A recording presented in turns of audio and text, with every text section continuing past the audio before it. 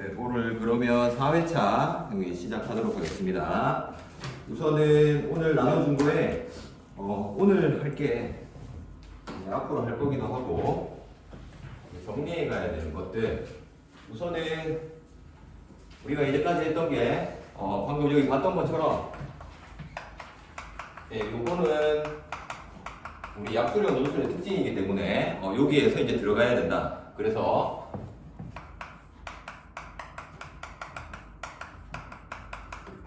요거를 찾고 그 다음에 여기에 맞는 키워드가 뭐가 있지? 중요한 것은 여기에서 적절한 키워드 찾는 거죠. 맞죠? 요게 맞나 저게 맞나? 그래서 지금 문제 푸는 거는 여기에 적절한 것이 무엇인가? 그래서 정답이 왜 저렇게 나왔지? 라고 하는 것들에 조금 더 맞춰가는 거, 그게 첫 번째로 우리가 해야 되는 거고, 요거는 이제 계속해서 문제 풀면서 거기에 대해서 우리가 정리해본다 라고 하는 겁니다. 두 번째는 지금 엄매 선택자도 있지만 아닌 학생들 이거 걱정되죠. 그래서 문법 같은 경우에는 첫 번째 본문 변도, 오늘도 문제 나왔죠. 그래서 요거에 대한 연습, 오늘도 연습 문제 거기에다가 넣어놨습니다. 그래서 계속해서 연습할 수 있도록 하고, 두 번째는 오늘 또 새로운 개념, 단어 형성법. 여기에는 합성어, 파생어. 근데 엄매 공부해본 학생도 알겠지만 이 부분에서 합성어인지 파생어인지 이거 구분하는 게 꽤 까다로워요.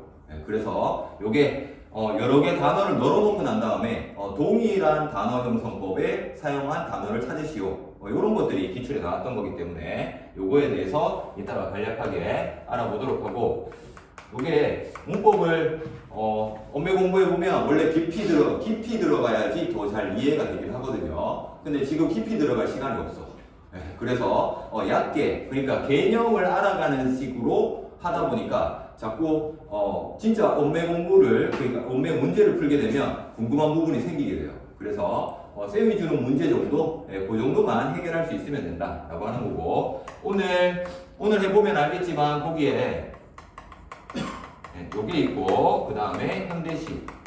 내일은 현대시에 대한 연습 문제가 나갈 겁니다. 오늘 나간 거, 그 A4 용지에 그 연습 문제 있는 거는 고전시가 관련된 거. 그래서 고전시간은 이따가 어떻게 봐야 되는지, 그러니까 결국에 우리 시험 범위는 여기에 있는 수능 특강이에요.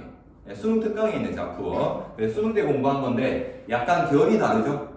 그렇죠? 구절을 찾아야 되고, 이 구절이냐 저 구절이냐 이렇게 여기에는 있는 것 같은데 이렇게 넘어갈 수 있었던 수능의 문제도 우리가 지금 푸는 거는 정확하게 그 구절이 맞냐 이거를 찾는 게 더 중요하다. 그래서 여기 있는 특정 단락 찾아서 키워드 찾는 이런 식의 공부가 돼야 되는 거고, 그 다음에는 이제 소설이죠.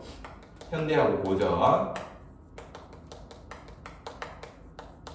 이거는 길게 줄 거다라고 했고, 소설을 공부할 때는 요거 찾는 게 우선 중요하다라고 했습니다. 그래서 갈등이 나타나면 어떤 갈등이 나타나나, 어느 부분이냐, 이런 식으로 소설을 보는 거야 라고 하는 거. 그래서 오늘 할 거는 여기에 보이는 단어 형성, 그 다음에 요 두 가지, 요 두 가지가 가장 중점적인 거고, 우리가 복습할 때 요거 두 개를 중심으로 복습을 하자 라고 하는 겁니다. 자, 그래서 지금 우리가 달려가고 있는 스타일이잖아요. 그렇죠? 다음 주 월요일 시험 쳐야 되기 때문에, 그래서 지금 거의 특강식으로 이렇게 매일매일 진도가 나가고 있는 상황이기 때문에 복습은 꼭 해줘야 됩니다. 복습을. 그래서 그 복습에 해당하는 것이 우리 과제물이다 라고 생각하면 되고요. 자, 그러면 4회에 문제 1번부터 같이 한번 보겠습니다. 자, 여기 화법과 작문 부분이 나오는 게 문제 1번인데 여기에서는 화법, 요게 나오고 있어요. 토론. 자, 토론 같은 경우에는 이게 수능 특강에 있는 게 나오는 거기 때문에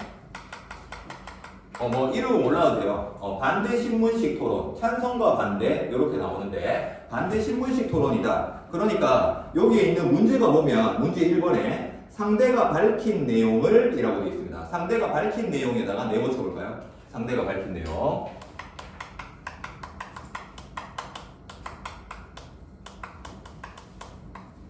자, 이거는 상대가 밝힌 내용에 대해서 얘기하니까 먼저 얘기하는 게 아니라 그 이후에 얘기하는 부분이다 라고 하는 걸 알 수 있지. 다시 말하면 지금 이거 얘기하고 있는 거죠.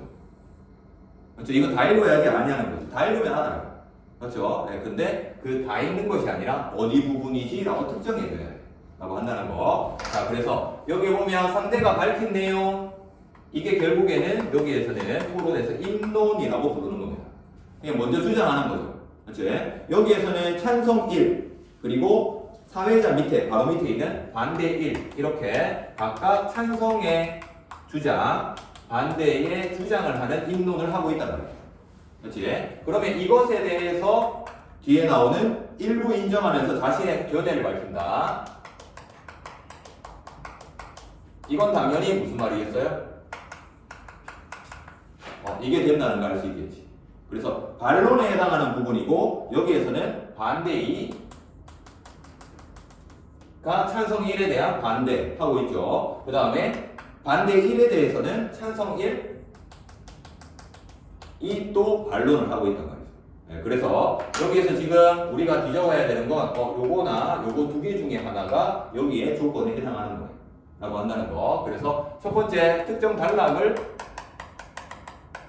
특정할 때 문제에서 상대가 밝힌 내용에 대해서 자신의 견해를 얘기한다 라고 한다는 겁니다. 자, 그러면 여기에는 문제가 요게 나오긴 했지만 다른 부분도 한번 보게 되면 우선 반대 2가 얘기하는 부분 보면 사회 질서 유지에 도움이 된다고 하신 것 같은데 맞습니까? 라고 했습니다. 네, 맞습니다. 하니까 반대 2가 뭐라 그래요? 생각이 너무 짧으신 거 아닌가요? 네. 이거는 인신공격하는 게 아니고 뭐 얘기하는 거죠?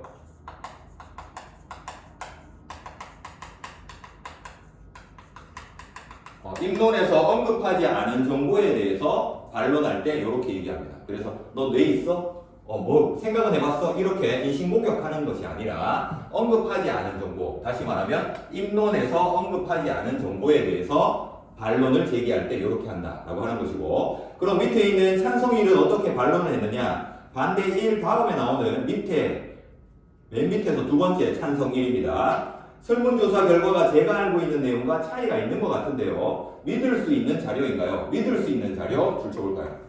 이건 바로 신뢰성을 물어보고 있죠. 그렇죠? 네, 그래서 화작 공부해보면 자료가 신뢰가 있어야겠지. 그렇지? 자료가 신뢰를 얻으려면 자료에 뭐가 있으면 돼요? 이게 어디서 왔다? 라고 하는 이거를 주면 된다는 거지. 그렇지? 그래서 여기에는 자료의 출처가 의심스럽다 라고 하는 게 첫 번째. 자, 그 다음 두 번째는 그리고 플리바게닝을 도입하지 않은 국가의 수가 더 많은 것은 맞지만 여기에다가 세모하지만 이라고 돼 있다는 거지. 자, 그래서 이게 무슨 뜻이지? 앞에 거는 바로 여기 있는 상대가 밝힌 내용,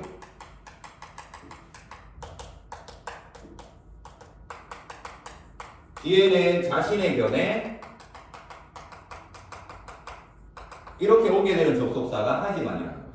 하지만. 자, 그래서 여기에 있는 걸 다른 말로 쓰면 얘가 이렇게 쓴다는 얘기예요. 일부 동의하고 있다. 그러니까 네 말은 맞아. 하지만 이건 여기에서 비판하고 있는 자신의 견해를 쓰고 있다. 이렇게 되겠죠. 무슨 얘기하는 거냐면 여기 있는 화작 같은 경우는 지난 시간에 작문은 글쓰기 방식, 화법은 말하기 방식 이렇게 얘기하죠. 표지를 찾으라고 했습니다. 표지. 이 부분이 동의하는 건가 저 부분이 동의하는 건가 느낌으로 가는 게 아니라 말하기 방식은 이게 확실하게 존재한다 라고 한다는 거. 그래서 이 표지 하지만 이라고 하는 게 있으면 이거는 이 말이 떠올라야 되는 거죠. 일부 동의가 떠올라야 돼 라고 하는 겁니다. 여기에서 얘기하는 거 이것도 알려준 이유는 이렇게 떠올라야 된다는 거죠. 그렇지? 여기에서도 신뢰성이라는 게 떠올라야 된다. 이런 식으로. 그래서 화법 부분에 이런 부분들 우리가 특정 단락 찾고 그 다음에 키워드 찾아가는 방식 이렇게 한번 봤고요. 자, 그 다음에 문제 2에서 3번 이쪽으로 한번 가봅시다.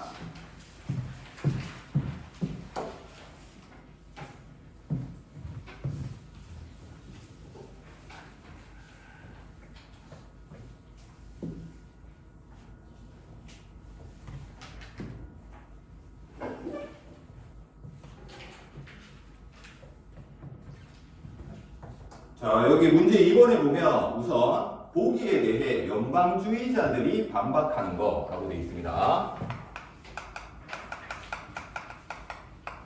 우선 연방주의자 여기에다가 네모쳐야겠죠. 그렇죠? 특정 단락이야 라고 하는 걸 말하는 거고, 반박하며 근거로 든 부분이다 라고 얘기했습니다. 보기에는 연방주의자가 아니라 연방주의자가 비판하는 반연방주의자, 네, 이렇게 나와 있습니다. 그래서 지금까지는 여기 뭐 쉬운 이유는 바로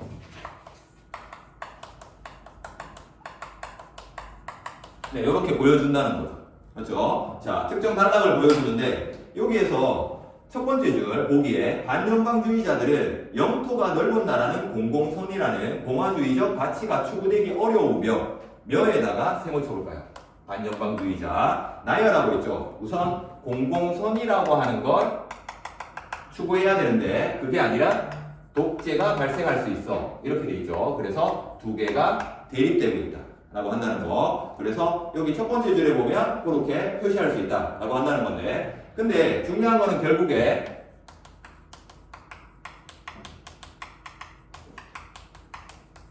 이 영토가 넓은 나라는 여기에 보이는 것처럼 공공선을 못하고 독재는 할 수 있어. 네, 이렇게 되어 있죠. 그렇죠? 네, 그러고 난 다음에 이제 윗글로 가보는 거죠. 여기 보이듯이. 자, 그랬을 때에 이쪽에 보게 되면 여기 있는 윗글에서는 여기에 보이는 가에 연방주의자 바로 찾을 수 있죠. 네, 그래서 3번 문단에 연방주의자가 나오고요. 그렇죠? 4번 문단에 반연방주의자가 나옵니다.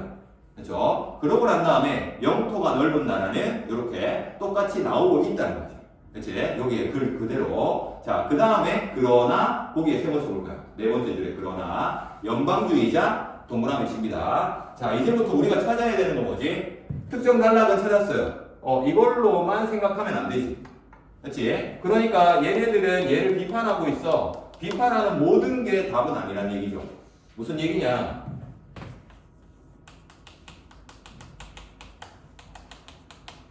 여기에 조건은 뭔데? 이 사람이 지금 비판하는 건 요거에 대해서 비판한다는 거야. 그렇지? 영토가 넓은 나라는 안 돼 라고 했는데 연방주의자는 영토가 넓은 나라가 된다고 얘기하겠지. 그렇죠? 네, 그래서 여기에 보면 그러나 뒤에 한번 읽어볼까요? 연방주의자들은 대의제가 직접 민주주의에 비해 공공선을 실현할 가능성이 높다고 반박했다. 요건 있어요. 그렇죠? 요거는 있다고. 이게 1번 조건이지. 근데 2번 조건이 없죠. 그렇지? 그래서 이 문장 안 돼. 이런 식으로 읽어가야 돼.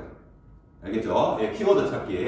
자, 그러면 그 다음 문장에 보면 광역공화국에서 설출된 시민의 대표들은 일반 시민들보다 국가에 대한 사랑과 지혜를 더 많이 갖고 있어 국익을 편협한 관점에서 희생시키지 않기 때문이라는 것이다. 여기에 때문에 이게 답인가? 그렇게 찾으면 안 되지. 그렇지? 그 때문은 윗글에 있는 때문인 거고 여기에는 이 단어가 있기 때문에. 그렇지? 영토가 넓은 나라라고 하지 않고 여기에는 무슨 공화국이라고 써놨어요? 좁은 공화국이 아니라 광역 공화국이라고 써놨죠. 그렇지? 광역이 있네. 광역. 그래서 이게 답이네. 이렇게 써줘야 된다는 거죠. 그래서 특정 단락을 쓰라. 결국에 독서에서 문제는 요거예요. 요거. 맞죠? 네, 그래서 이 부분 전체 다인 것 같은데가 아니라 조건이 하나 더 빠져 있거나 하면 내가 못 찾게 된다는 거예요. 알겠죠? 그러면 글을 자꾸 더 읽으면 안 되고 어디를 봐야 되죠? 문제에서 내가 조건 하나 빼먹은 거 없나? 네, 그러니까 문제에서 요거 들어가야 되고 요거 들어가야 돼. 이런 식으로 밟아가면서 가야 돼. 알겠죠? 보기가 나오게 되면. 네, 그래서 여기에 있는 문제 결국에 키워드 찾는 거, 적절한 키워드 찾는 게 무엇이냐라고 하는 것이고, 문제 3번도 똑같은 맥락이죠. 네, 여기서는 글 순서대로죠. 그래서 여기에서는 토크빌, 나는 토크빌이 쓴 거니까 여기에서 미국에다가 네모쳐야죠. 그렇죠? 글 전체를 읽으면 미국 말고 다른 나라도 있어요. 프랑스도 있고. 그렇죠? 그래서 미국에 대해서 얘기하는 부분 찾아야 되는 거고, 그 다음 미국인데 여기에서는 물질주의 와에서 와에다가 세모 쳐야죠. 와, 바로 여기에 네모가 가야 돼 라고 하는 거지. 그래서 이 다음 문제기도 한데 결국에는 요게 중요하거든요. 위계가 뭐냐, 이게 어려운 말인데 요렇게 되는 개념끼리만 묶어줘요. 그러니까 다 우리는 독서 읽을 때에는 전부 다라고 얘기했지. 그렇지? 자, 그러니까 여기에 해당하는 거 긍정이라면 이쪽은 부정이야. 그래서 같은 단어로 취급을 했다는 거야.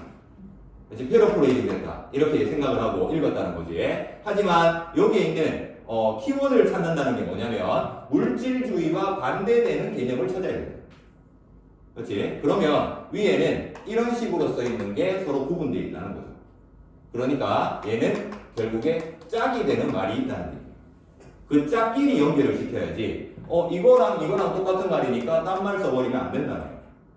그렇지? 그게 정확한 키워드 찾는 거야 라고 하는 겁니다. 그래서 결국에는 이게 15점 만점, 그 중에 국어가 9점 이렇게 돼 있는데 9개. 예. 여기에서 한두 개 틀리는 건 바로 그러니까 거의 다 풀 수 있어요. 그렇죠? 예. 근데 다 풀었다고 생각하지만 이 키워드가 틀려서 틀리게 되는 거예요. 알겠죠? 그래서 보고 연습하는 게 결국에 약수령의 핵심이다 라고 볼 수 있는 거고요. 자, 그래서 여기에는 앞에도 보이듯이 물질주의와 그 다음에 개인주의 이렇게 두 가지 당겨오면 안 되고 얘가 와야 되는 이유는 윗글에 이렇게 써있기 때문이다 라고 하는 거죠. 한 문장 안에서 서로 짝이 되는 애를 찾아라 라고 하는 겁니다. 자, 그 다음 밑에는 하지만 있고요. 자, 그래서 B에 그렇게 자유가 훼손되는 거, 그 앞에도 나와 있듯이 두 가지죠. 결국에는 자유 그리고 다수에 의한 복종이나 자유가 훼손되는 거 문장 그대로 나와 있고요. 그러니까 그래서 잠깐 보면 2번 문단이라고 특정되는 이유는 2번 문단에서 미국 사회가 나왔기 때문입니다. 첫 번째 문장은. 그렇지? 그래서 미국 사회에다가 네모치고 뭘 찾아야 돼요? 요거를 찾아야지. 그렇지? 예, 물질과 개인이라고 쓰면 안 되죠. 그렇지? 물질주의이기 때문에 개인주의. 맨 마지막 문장에 보면 미국 사회는 물질주의와 개인주의라는 이렇게 나오죠. 그렇죠? 그래서 그거 보고 여기 개인주의구나 라는 걸 알 수 있고, 그 다음 밑에는 당시 미국에서는 자유가 훼손되는 현상이 나타났다 라는 게 있고, 그 다음에 세 번째 줄에 보면 세 번째 문단에 예를 들어 타운은 이라고 있습니다. 여기에 보면 바로 타운이라는 게 나오죠. 보기에 보면. 그 다음에 밑에는 판결이라고 하는 거에다가 또 네모를 쳐야 되죠. 글에다가. 그렇죠? 타운과 판결. 이렇게 보면 타운이라는 것은 공적인 역할을 수행했다 라고 한다는 거고, 판결은 배심원제도. 네, 이렇게 쉽게 얘네들은 연결해 볼 수 있다 라고 하는 겁니다. 자, 그 다음에 마음의 습속이라고 하는 것도 우리 앞에 그 뒤에 보기 부분을 보게 되면 이 마음의 습속을 찾는데 사적 이익뿐만 아니라 공적 이익이 둘 다 들어가 있는 부분을 찾아야 돼요. 그치? 네, 그래서 요거 두 개가 조건이 되는 거고, 이거 두 개가 다 들어가 있는 게 마음의 습속이야. 마음의 습속이 여기에 제일 중요한 말이니까 얘네들은 찾기 쉬웠죠. 어쨌든 여기 있는 키워드 보고 찾아 들어간다 라고 하는 것이 여기 있는 문제였다 라고 하는 것이고요. 자, 그 다음에 뒤에 있는 거 여기도 한번 보게 되면 독서는 이제 조건에서 들어가는 거, 이 조건을 좀 더 면밀하게 찾아보는 거, 그거 연습하는 겁니다. 그래서 글을 이해했다 안 했다 이것보다는 짝이 되는 거, 정확하게 그 키워드가 맞아 들어가느냐 라는 쪽에 좀 더 초점을 맞춰서 문제를 풀어보고, 그러니까 스스로 엄격하게 좀 봤으면 좋겠어요. 그렇지? 이거 맞겠지. 이렇게 하면 안 돼.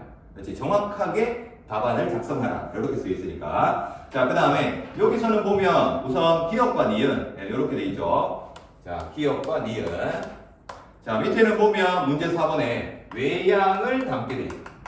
이렇게 돼 있고, 이쪽은 정신세계 이렇게 돼 있죠. 그렇죠? 네, 그 다음에 밑에는 형상이라고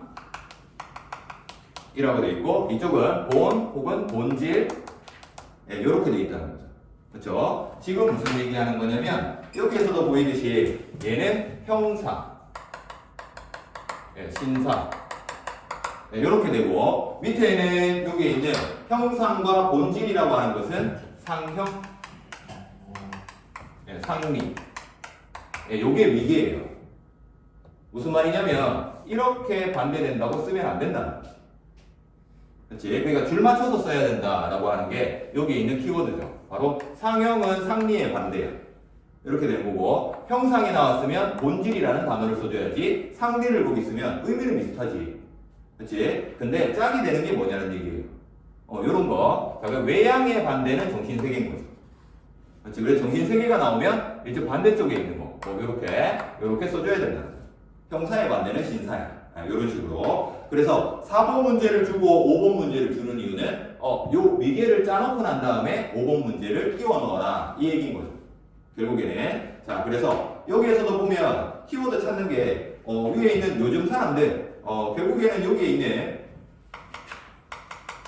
소식과 똑같은 거. 밑에 있는 빈칸이 있는데 보면 옛사람과 소식은 모두 라고 했습니다. 옛사람은 보기에 있는 사람이고요. 소식은 윗글에 있는 사람. 네, 이렇게 되어 있죠. 자, 그래서 기억보다 니은을 더 중시 여겼다 라고 했죠. 자, 그래서 기억, 니은. 네, 이렇게 되어 있는데 위에 있는 옛사람 같은 경우에는 리를 형보다 이렇게 얘기했습니다. 리를 형보다 더 중시 여겼다 이렇게 써 있는데 소식은 리나 형이라고 얘기한 적이 없어. 그렇죠? 네, 그래서 리나 형을 집어넣으면 안 되고 소식과 둘 다 모두 공통되는 단어를 여기 써줘야 되겠죠. 그렇지? 네, 그래서 보기에는 보면 형사를 구하지 않는다 하니 옛사람이 리를 형보다 중시한 것이 형사 없이 이런 식으로 나오죠. 네, 그래서 여기에 있는 것처럼 기억과 니은은 얘가 중요한 말이다. 뭐 이런 것도 있지만 여기에 보이는 것처럼 거꾸로네. 얘가 니은이고 얘가 기억. 형사보다 신사. 이렇게 밑글의 용어로 갈아 끼워줘야 되는 거죠. 그렇죠? 네, 그래서 이런 식으로 키워드를 간다라고 하는 것이고 밑에 있는 A는 옛사람이 뭐뭐보다 중시하였지만 보다에다가 네모쳐볼 거야. 보다. 자, 그래서 여기에 키워드가 지금 들어가는 게 뭐냐면 옛사람과 소식은 모두 네모치고요. 모두. 밑에는 A는 옛사람이 상대를 상형보다 중시했고 상형이 없이에다가 네모칩니다.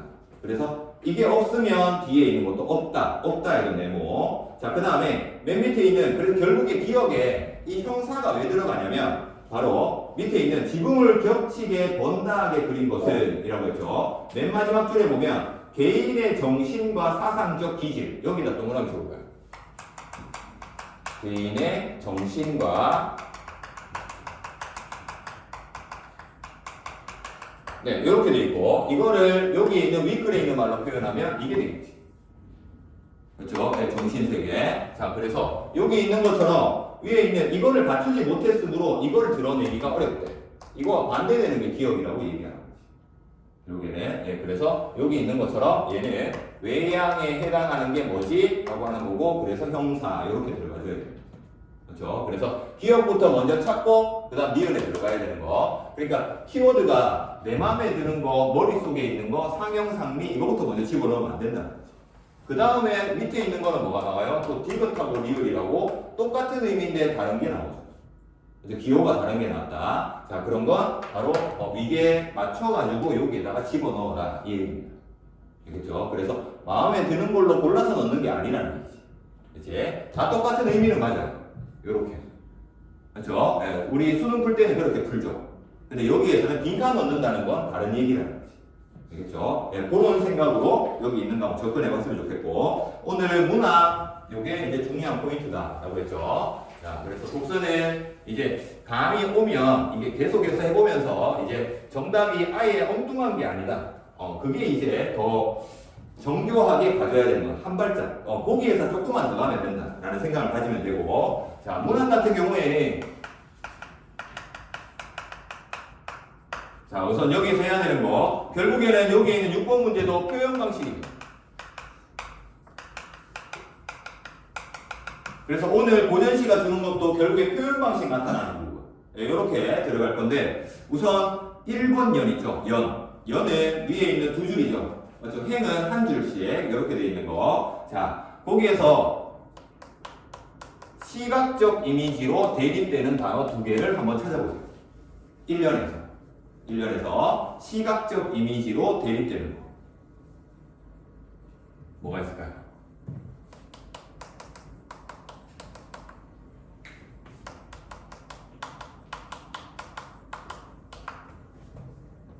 색깔이죠, 색깔. 어째 결국에 여기에 보면 장밋빛 보이죠? 우선 시푸른 거 보이나요? 시푸른 거. 자, 그러면 여기에 시푸른 것은 강 또는 산이고, 그렇죠? 그 다음 이쪽에는 선역 하늘입니다.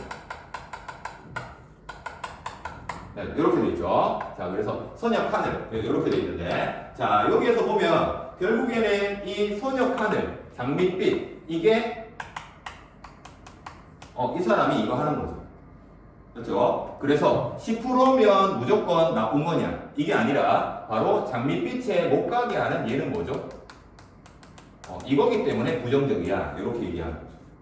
그렇죠? 자, 우리가 지금 문학을 공부할 때에 지금 주는 것들 공부할 때에 바로 표현 방식 중심으로 계속 읽는다. 이게 수능의 첫걸음이긴 하죠. 근데 우리는 이 표현 방식, 그러니까 시각적 이미지를 나타내는 두 개의 대립적인 단어를 쓰시오.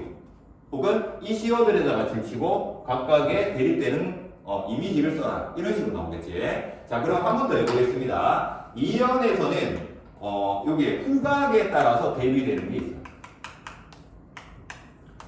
요걸로 보라고 하면 이제 보이기 시작하는데, 후각적 이미지에 따라서 이연을 대비되는 시어 한번 찾아보세요.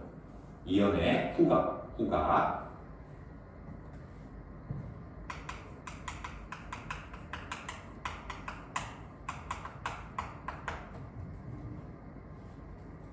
우선 향기는 보이죠? 어제 바라오면 이건 좋은 거, 이건 똑같은 건지 알겠지? 그렇죠? 그럼 이쪽에는 뭐가 있죠? 생책인데 어떤 생책이죠? 피비린내 나는. 상처 났으니까 피비린내 나는 내가 냄새죠. 그렇지? 자, 그래서 여기에 생체기 자체를 가리키는 거. 다시 말하면 저 장애물에 아픔을 주는 거, 이거랑 똑같은 거지.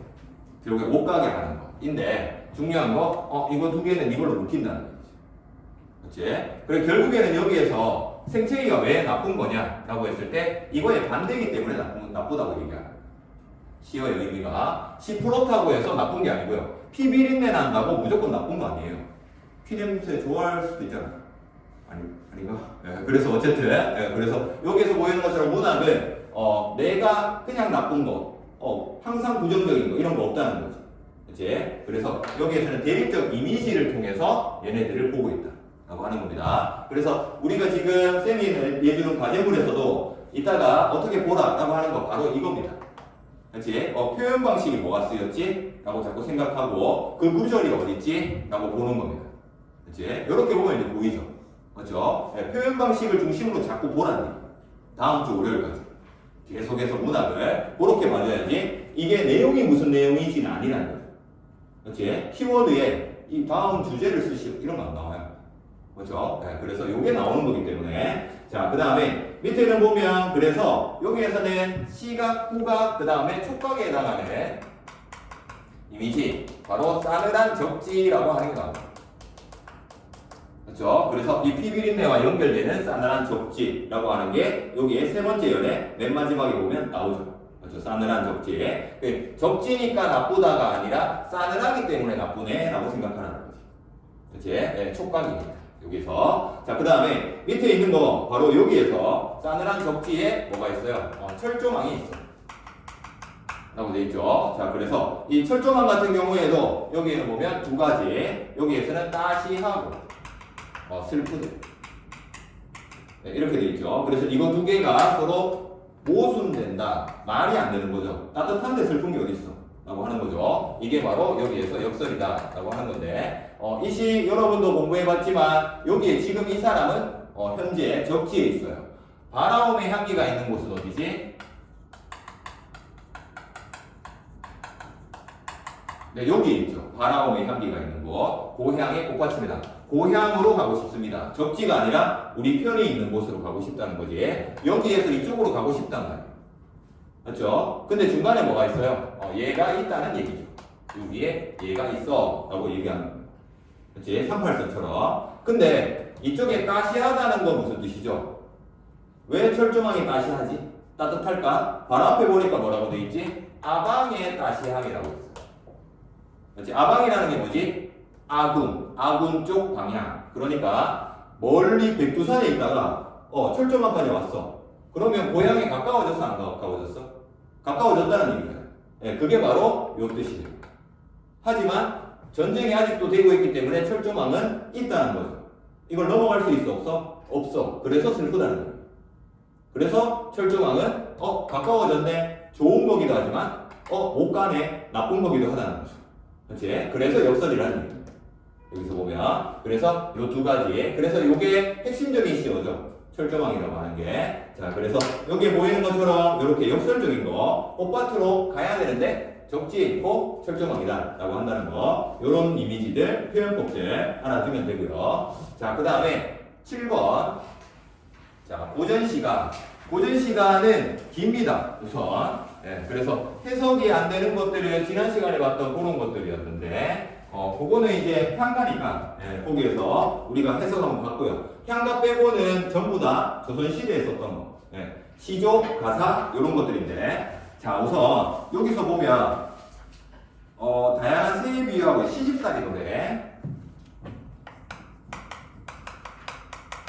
뭐 요거는 이제 이 부분이네 특정을 하면 끝나는 건데 결국에는 이 고전시가나 소설 같은 경우에는 이게 어느 부분이지 이거를 찾아주는 게 중요해요. 네, 그래서 여기에서는 이게 어느 부분이지 라고 하는 것은 고전시가에서는 이걸로 갈라낼 겁니다. 표현 방식으로 무슨 얘기냐? 우선 첫 번째 형님 온다, 형님 온다 있습니다. 형님에다가 동그라미 쳐볼까요? 형님 온다, 형님 온다 하는 거니까 형님이 아니라 동생이 말하는 거겠지. 그렇죠? 그래서 두 번째 줄에는 보면 형님, 동생, 내가 가지. 동생에다가 동그라미 쳐야겠죠. 그리고 동생이 누구야? 내라고 하는 시적 화자라는 걸 알 수 있겠지. 그렇지? 동생이 형님에게 얘기를 했어요.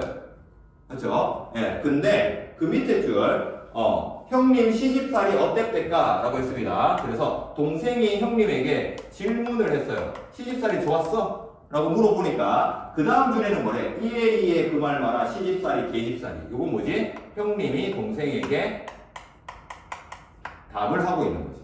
질문에 대한 답. 이런 거를 뭐라고 하죠? 그치, 대화체 라고 합니다. 그래서 첫 번째 대화체가 나타나는 부분이라고 할 수 있어요. 여기는. 자, 그 다음에 두 번째 밑에 보면 이에 그 말 마라 그 다음부터 앞밭에는 당초 심고 뒷밭에는 고추 심고. 네, 이제 쭉쭉 내려갑니다. 여기서부터 이렇게 묶으라는 얘기입니다. 알겠죠? 앞밭에는 붙습니다. 부터 어디까지냐면 앞밭에는 당초 심고 고추당초 맸다 하고 동글동글 수박 씻기 도리도리 도리소반 맨 앞에만 읽고 있어요. 오리물을 길어다가 9솥에 불을 떼고 자리 걷고 외나무 여기까지 12방에 자리 걷고까지 자리 걷고까지 해서 이렇게 한번 묶어봅니다. 이렇게 묶어놓고요. 자, 그 다음에 여기에다 2번 열거 라고 씁니다. 열거인데 여기에서는 뭐에 대해서 시집살이에서 노동한 것에 대해서 열거하고 있어요. 열거. 자, 그 다음에 세 번째, 요거 복습하는 우리 연습 문제에도 있으니까 이렇게 자꾸 나눠보는 겁니다. 나누고. 자, 그 다음에 세 번째는 밑에 있는 것처럼 그 밑에 외나무다리 어렵대야 부터 해서 거기에 새 있죠, 새. 시아버니 호랑새요, 시어머니 꾸중새요, 한림새요, 뾰족새요, 뾰중새요, 남편 하나 미련새요까지 미련새 까지 해서 이렇게 묶어봅니다. 자, 그래서 요거는 세 번째 열거 1, 열거 2라고 했을 때 여기에는 새에 비유하고 있죠. 그렇죠? 바로 시집 식구들 요것도 열거하고 있는 부분이다 라고 할 수 있습니다. 자, 그래서 여기에서도 열거하는 부분이라고 할 수 있고요. 자, 그 다음에 밑에 있는 마지막 맨 밑에서 5번째 줄부터 배꼽 같은 요네 얼굴 여기서부터는 다 반복되는 게 보이죠. 그렇지? 그래서 여기서부터 쭉 5개 줄 이렇게 묶어서 네 번째 배꼽부터 밑에 있는 다 젖었네까지 해서 여기에서는 열거 세 번째 네. 젊었을 때 자기의 좋은 꽃에다가 비유를 하고요. 그리고 지금은 거칠고 못난 모습 이렇게 두 개를 뭐 하고 있지? 여기에는 대조를 하고 있죠. 그렇지? 그래서 대꾸를 보여주고 있죠. 그치? 대꾸라고 했습니다. 열거니까 전부 다 무슨 단어로 표현할 수 있지? 반복되고 있다고 할 수 있겠지.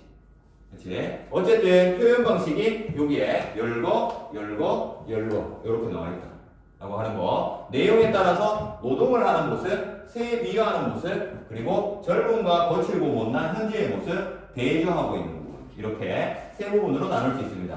요게 수능 특강의 시집살이 부분 전부 다예요.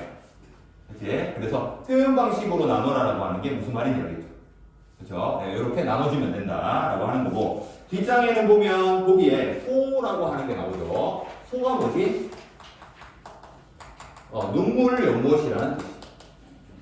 그렇죠? 베갯머리에 있는 거니까. 그래서 연못 숫자거든. 그래서 눈물이 모인 것이고, 눈물이 모인 것이기 때문에 여기에 오리, 그리고 거위 한 쌍, 요렇게 온 거는 전부 다 자식들 나타내고 있다라고 한다는 걸 알 수가 있습니다. 그래서 비유. 자, 이렇게 사용되고 있다. 그래서 여기에서는 보기에 보면 다양한 새에 비유하여 이렇게 나오면 새 부분 바로 들어가 줘야 된다. 그렇지? 이걸 위에서부터 읽어 나가면 새 찾기가 힘들어요. 그렇죠? 실제 요게 나오게 된다면, 그러니까 고전 시간은 요거부터 해줘야 되는 거고, 요거 공부한다고 생각하면 돼요. 나눠 놓기만 하면 돼요. 구분. 그렇죠? 몇 개로 나눠지지? 라고 하는 건데, 나누는 기준은 요거라는 거예요. 그렇죠? 표현 방식에 따라서 나눈다라고 한다는 거. 자, 그래서 우리가 공부해야 되는 거, 복습해야 되는 거, 그리고 연습 문제에서 해봐야 되는 거, 그래서 문제가 이런 식으로 나와 있을 거예요. 나누는 거. 자, 그래서 그것들 해보는 거다라고 하는 거고요. 자, 그 다음 뒤에 있는 꽁생원, 우부가입니다. 우부가 같은 경우도 여기에서는, 이 문제 같은 경우에 여기 보면, 다들 잘 풀었는데, 자, 꽹생원에 대한 비판을 하고 있어. 당연히 비판하는 거 누구나 봐도 알 수 있지. 근데 직접적으로 비판한 경우는 이 뜻이고, 직접의 반대말이 뭐죠? 간접적인 거겠지. 그치? 근데 문학에서는 간접적이라는 게 무슨 말이지? 표현 방식을 사용하면 간접적이야. 맞는 말이지. 그러니까 여기에서 보면 열고 이만큼 했어. 나 일 이만큼 했어. 라고 하는 거지만 시집살이 완전 힘들어. 라고 하는 직접적인 말이 아니라 돌려서 얘기하는 거지. 그치? 그래서 열고 자체도 돌려서 얘기하는 거야. 라고 하는 겁니다. 그래서 여기에 있는 꽹생원에 대해서 전부 다 얘기하는 거 열거죠. 그렇죠? 이 새끼 이렇게 살았고 이렇게 살았고 이렇게 살았어 라고 하는 건데, 여기에 있는 하우로다. 하우가 뭔데? 여기에서 보이듯이 바로 아주 어리석은 사람이라고 하는 뜻이기 때문에 거기에 어리석을 우자 돼 있죠. 아주 어리석은 사람. 어리석은 놈들 중에서 하수 이런 뜻입니다. 하자. 가장 어리석은 사람. 네, 요 말이 들어가 있기 때문에 이게 그래서 직접적인 거야 라고 하는 거. 거꾸로 얘기하면 표현 방식을 여기에서는 사용하지 않았기 때문에 이게 답이라는 거죠. 표현 방식 사용하지 않았다 라고 한다는 거. 자, 그래서 직접적으로 표현했다 라고 한다는 건 표현 방식 사용하지 않았다. 자, 그 다음 마지막으로 네, 굼고 여기 있죠. 자, 얘가 발음을 하면 굼고 이렇게 돼서 여기 보이는 것처럼 우선 우리나라 끝자음에는 음절 끝소리 규칙도 있지만 자음분 단순화. 그러니까 자음분 단순화는 두 개의 다른 자음이 왔을 때에 하나가 없어지는 거. 리을이 없어졌죠. 그렇지? 이거를 자음분 단순화. 이게 겹자음이라는 말을 자음분이라고 한자로 쓴 겁니다. 그래서 이거는 자음분이 아니죠. 어제 쌍기역 이거는 동일한 자음이 두 개가 있는 거. 그래서 얘는 아닙니다. 자, 그 다음에 뒤에 있는 거 고가 꼬 방금처럼 쌍기역이 됐어. 이거를 뭐라고 하지? 그치? 된소리 대기 라고 부른다는 거죠. 그쵸? 네, 그래서 된소리 대기 라고 한다는 게, 제가 왜 된소리 대기냐 라고 했을 때, 자, 이제 저게 나오는 이유는 사실 요걸 설명하면 이제 여기서부터 이거 문법 못하겠네 바로 넘어가는 거예요. 여기서 보면 된소리 대기가 우리 지난 시간에 했던 것처럼 된소리 대기는 무조건 일어나야 되는 현상이 뭐냐면 다두기가 있었죠. 그렇지? 거기에다가 다두기가 또 붙으면, 근데 얘를 뭐 구두보소조라고도 외웁니다. 네, 어쨌든 여기에 보면 얘네들 다 올림소리가 아니라는 뜻이지. 그렇지? 그러니까 안 울림 소리에다가 안 울림 소리가 부딪히게 되면 이건 무조건 된 소리가 나요. 그렇지? 그래서 북박부터 해서 다 되죠. 기역과 비역이 붙었으니까 라고 하는 거지. 자, 근데 이건 규칙인데 여기 있네. 울림 소리에다가 안 울림이 붙었을 때 된 소리 나는 건 그럼 뭐라고 해? 라고 한다는 거죠. 어떤 게 있냐면 저번에 얘기했듯이 요거. 그렇지? 요거는 신발은 어떻게 해요? 신고지. 근데 경찰에는 어떻게 해요? 신고할. 똑같이 써놓고 왜 다르게 읽고? 라고 한다는 거지. 자, 그래서 여기에서 보면 얘네들은 특징이 우선 안 울림에다가 안 울림이라는 거죠. 나나 마음, 니은이 있고 여기에는 바둑이가 있단 말이에요. 그렇지? 이런 경우에는 원래 된 소리가 나면 안 돼. 근데 나는 경우 원칙에 해당하는 게 뭐냐면 바로 용언 어간에 니은과 미음이 오고 그 뒤에 구두버서조가 오면 이건 된 소리가 난다고 해도 돼 라고 한다는 거. 근데 밑에 있는 것처럼 요거 경우에는 바로 체언인 경우에 체언 얘는 단어죠. 그렇지? 그래서 체언인 경우에는 미음에 구두버서조가 오면 얘는 안 돼 라고 하는 거죠. 그렇지?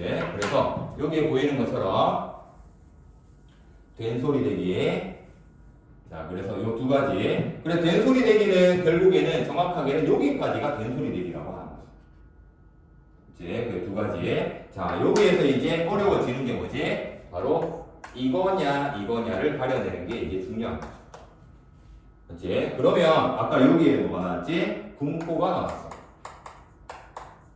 그렇죠? 네, 근데 여기에 있는 얘가 뭐란 말이야? 용언 어간이란 말이죠. 굶다, 굶고 이렇게 되죠. 그래서 이게 어미라는 얘기죠. 여기에서 이제 어려워지는 거야. 그렇지? 네, 그래서 어미가 오기 때문에 어미는 활용할 수 있다. 굶다, 굶고, 굶지 다 된다는 거죠. 자, 그래서 얘가 미음만 남더라도 뒤에 있는 애는 꼬가 될 수가 있어. 라고 하는 게 여기에 해당하는 거예요. 네, 그래서 얘가 된 소리 되기라고 쓸 수 있다. 알겠죠? 네, 그래서 여기 이제 사회스토리는 또 다음 시간에 여기까지 하면 이게 또 과거가 올려요.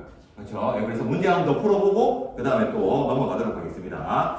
자, 오늘 그러면 이제 마지막 단어 형성 요 프린트 하나 이거 준 거 있죠? 네, 거기에 밑줄 쳐져 있는 거 있고요. 밑줄 없는 거. 뒤집으면 밑줄 없는 거. 뒤에는 밑줄 있는 거. 이렇게 있습니다. 밑줄 있는 거는 나중에 복습하면서 거기에다가 한 번씩 끼워 넣어라. 라고 하는 거고요. 우리가 지금 할 거는 첫 번째.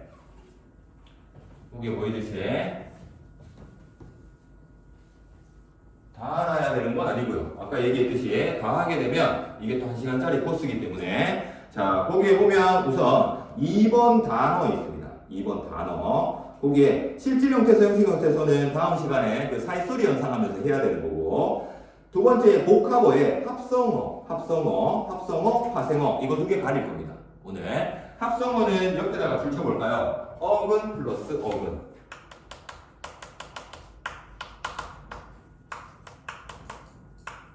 파생어는 어떻게 돼 있다?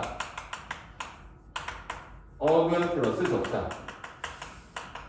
결국에는 이게 원래 공부한 학생도 알겠지만 이게 뭐냐 라고 하는 건데 결국에는 얘가 아니면 얘인 거예요.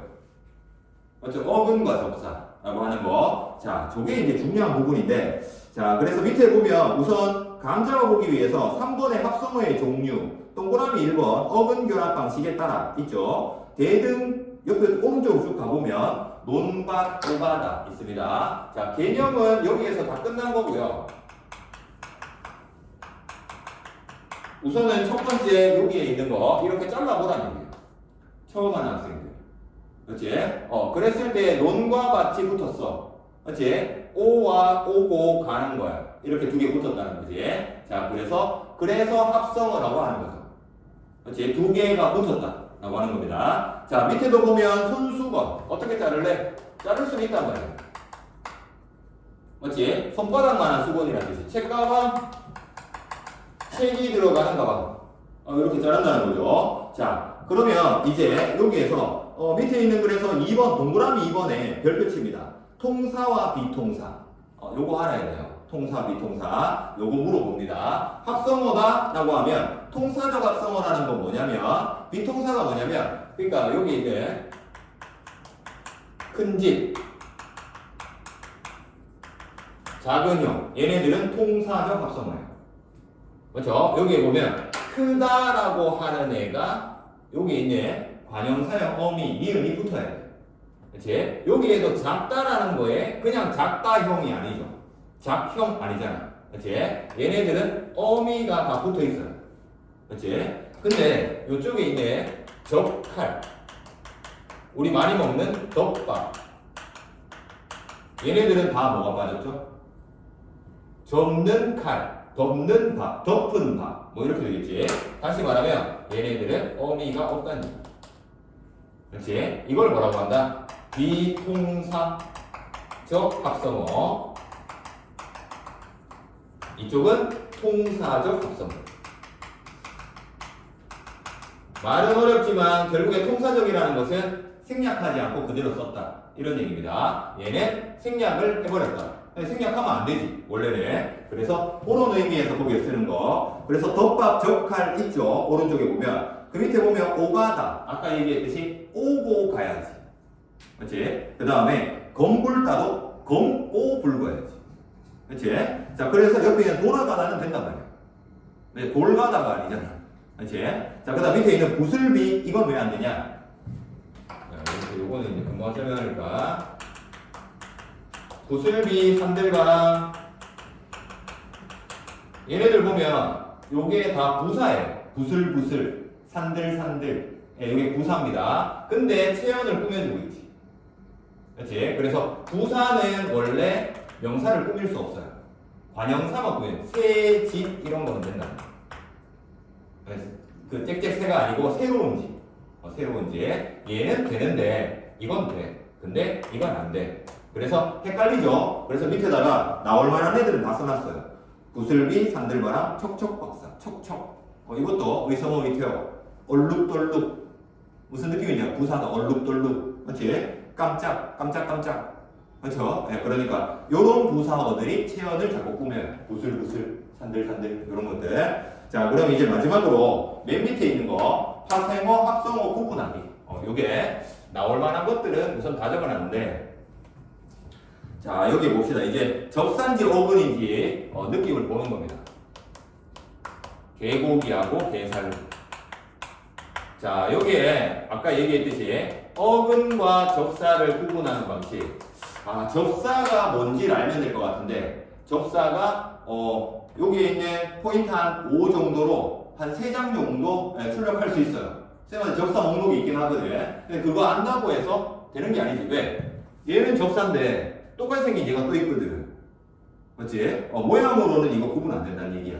그렇지? 어근은 뭐냐면 이걸 어근이라고 하고요. 접사는 이렇게 얘기하면 어려워요. 그렇지? 둘 다 의미를 지니는 것 같으니까. 자, 그래서 본래 의미라는 건 결국에는 뭐냐면 사전에 첫 번째 의미입니다. 첫 번째. 사전을 뒤지면 여기 있는 개 하면 뭐 나와야 돼? 멍멍개가 나와야지. 그렇지? 그럼 이거는 그 멍멍개가 맞냐는 거야. 맞으면 얘는 어근이란 얘기야.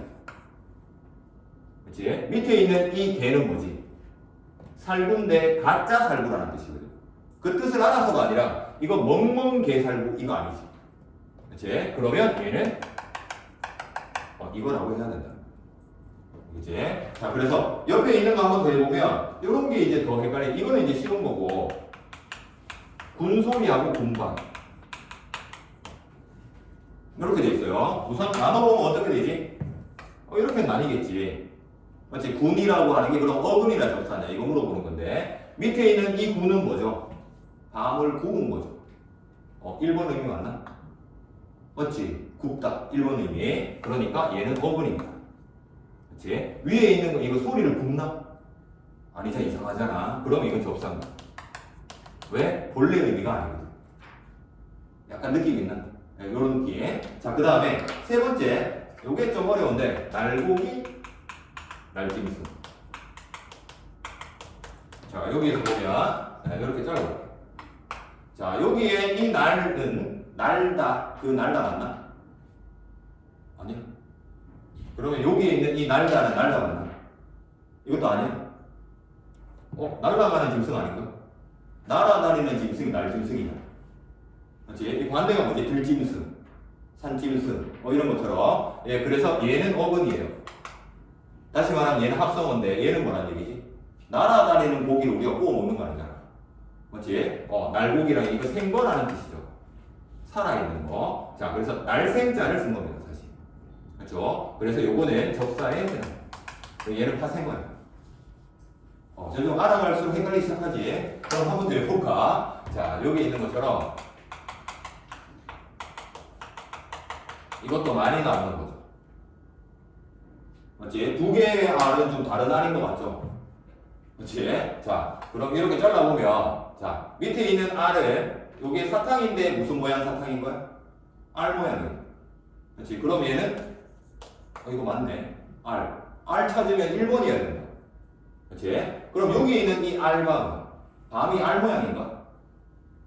아니죠. 그렇죠? 밤은 알 모양 아니잖아. 네, 그래서 여기 있는 알은 뭐냐면 이게 깐밤이란 뜻이에요.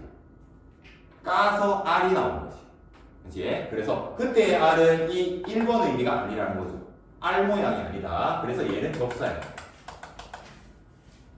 네, 그래서 위에 있는 거는 파생어고 밑에 있는 건 합성어야. 이렇게 얘기한다. 네, 우리는 여기까지 알면 돼요. 이게 굉장히 어렵죠. 사실은. 네, 그래서 이건 느낌이에요. 계속해서 봐야 되는 거고. 그래서 내일부터 이제 연습 문제에 이게 나가는 거예요. 오늘까지는 음운변동 계속 나가는 거고. 크게 요거 아니면 음운변동 이 둘 중에 하나 나오는 거예요. 알겠죠? 네, 그래서 거기에 대한 감 잡아보는 거. 그래서 문법이 결국에는 엄매했다 안 했다 이거보다는 사례에다가 자꾸 이거를 이름을 넣어볼 수 있느냐. 이름은 이제 알잖아. 파생어 합성어가 뭔지는 알겠죠? 그렇죠? 네, 그거 이름만 알면 얘는 뭐지? 라고 생각해보는 거. 그게 우리가 해봐야 되는 것들이다 라고 하는 겁니다. 그러면 이거는 뭘까요? 마지막으로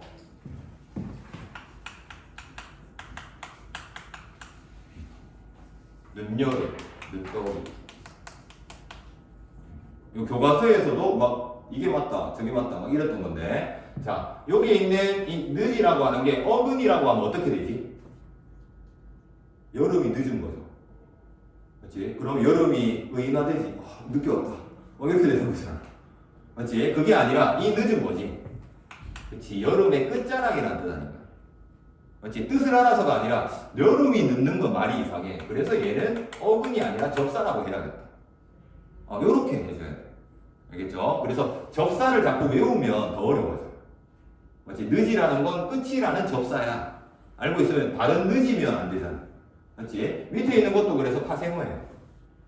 여기도 보면. 네, 그래서 더위가 늦었어. 이렇게. 자, 그래서 이런 식으로 우리가 공부를 해나갈 겁니다. 뒤에다가 여기 빈칸에다가 한번 적어보면서 네, 그것들 다시 한번 해보시면 됩니다. 자, 오늘은 여기까지 하도록 하겠습니다. 수고했습니다.